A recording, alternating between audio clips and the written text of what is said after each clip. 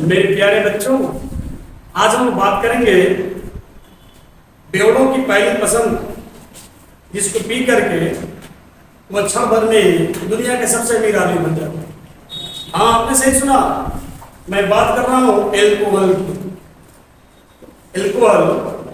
Alcohol से संबंधित एक प्रश्न है और ये बड़ा इंपॉर्टेंट प्रश्न है। एल्कोहल का अणुभार बढ़ने पर एल्कोहलों के क्वथनांक तथा गलनांक भी बढ़ जाते। क्वथनांक का मतलब वह ताप जिस पर कोई पदार्थ उबलने लगता है, वह ताप जिस पर कोई पदार्थ उबलने लगता है उसको हम क्या कहते हैं? क्वथनांक कहते हैं। और ये गलनांक है जिस पर वह पिघलने लगता है, उस ताप को हम क्या करेंगे? गलनांक कहेंगे, जिस पर वह पदार्थ पिघलने लगता है। तो कहा है कि अणुभार एल्कोहलों के अणुभार बढ़ने पर एल्कोहलों के क्वथनांक और गलनांक भी बढ़ जाते। बड़ा इंपॉर्टेंट क्वेश्चन है ये। कारण क्या इसका कि जब एल्कोहल का अणुभार बढ़ता है, अणुभार बढ़ने की अगर हम बात करें,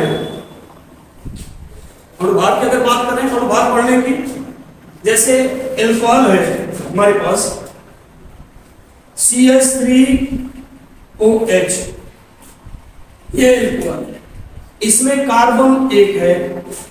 लेकिन दूसरे एल्कोहल की अगर हम बात करें तो C2H5OH है। तो कार्बन की संख्या बढ़ रही है, इसमें कार्बन की संख्या बढ़ रही है, इसका मतलब अणुभार बढ़ रहा है। यानी C2H5OH, इसमें कार्बन 2 है, इसलिए इसका जो अणुभार होगा CH3OH यानी मेथिल एल्कोहल की अपेक्षा एथिल एल्कोहल का अणुभार बढ़ जाएगा। तो अणुभार बढ़ने का मतलब क्या है? कि कार्बन की संख्या बढ़ रही है। तो एल्कोहलों के जब अणुभार बढ़ जाते हैं तो एल्कोहलों का पृष्ठीय क्षेत्रफल भी बढ़ जाता है। एल्कोहलों का पृष्ठीय क्षेत्रफल भी बढ़ जाता है। जैसे देखिए, आप एल्कोहल का सिंबल दे रहे हैं, यह एल्कोहल का सिंबल ROH। इससे दूसरा एल्कोहल जुड़ा हुआ है ROH, और इन दोनों के बीच में बॉन्ड होता है, हाइड्रोजन बॉन्ड। तो जब एल्कोहल के अणुओं की संख्या बढ़ रही है, एल्कोहल के अणुओं की संख्या बढ़ रही है, उसका अणुभार क्या हो रहा है? बढ़ रहा है। तो उसका पृष्ठीय क्षेत्रफल भी बढ़ता जाता है, क्योंकि इसका पृष्ठ यहीं तक था, अब पृष्ठ इसका धीरे धीरे क्या हो रहा है? बढ़ रहा है, क्योंकि अणु की संख्या बढ़ रही है। तो एल्कोहलों के अणुभार बढ़ने पर इनका पृष्ठीय क्षेत्रफल बढ़ जाता है, और पृष्ठीय क्षेत्रफल के बढ़ने पर एल्कोहल के अणुओं के बीच वान डर वाल्स बल बढ़ जाता है। यानी हमने क्या कहा? एल्कोहलों का अणुभार अगर बढ़ेगा तो उसका पृष्ठीय क्षेत्रफल भी बढ़ जाएगा, और पृष्ठीय क्षेत्रफल बढ़ने पर अणुओं के बीच जो वान डर वाल्स बल लग रहा है वह भी बढ़ जाएगा। वान डर वाल्स बल क्या, अगर इसकी बात करें तो यह एक दुर्बल आकर्षण बल होता है जो एल्कोहल के अणुओं को आपस में बांधे रखता है। यहां कहा यह बल एक दुर्बल तथा आकर्षण बल होता है जो अणुओं को एक दूसरे से बांधे रखता है, बांधकर रखता है। यानी वान डर वाल्स बल एल्कोहल के अणुओं को एक दूसरे से, यानी बात क्या है यहां कि एल्कोहल के अणुओं को क्या कर रहा है? एक दूसरे से बांध के रख रहा है। ये हाइड्रोजन बॉन्ड है, तो वान डर वाल्स बल क्या कर रहा है? हाइड्रोजन कर रहा है।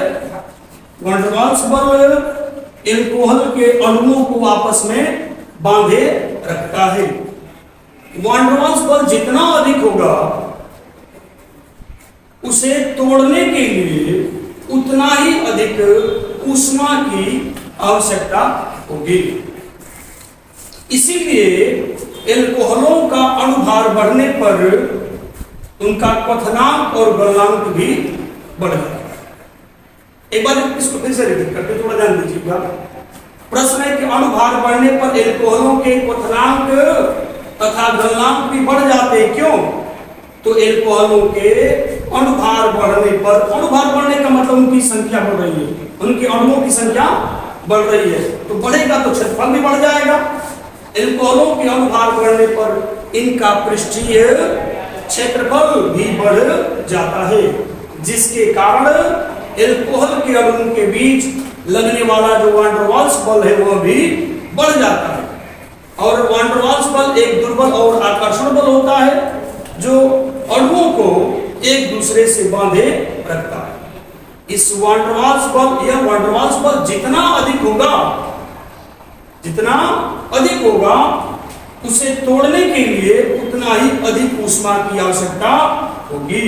यही कारण है कि एल्कोहल के अणुभार बढ़ने पर उनके एल्कोहल के क्वथनांक और गलनांक भी बढ़ जाते हैं। उम्मीद करते हैं समझ में आया होगा।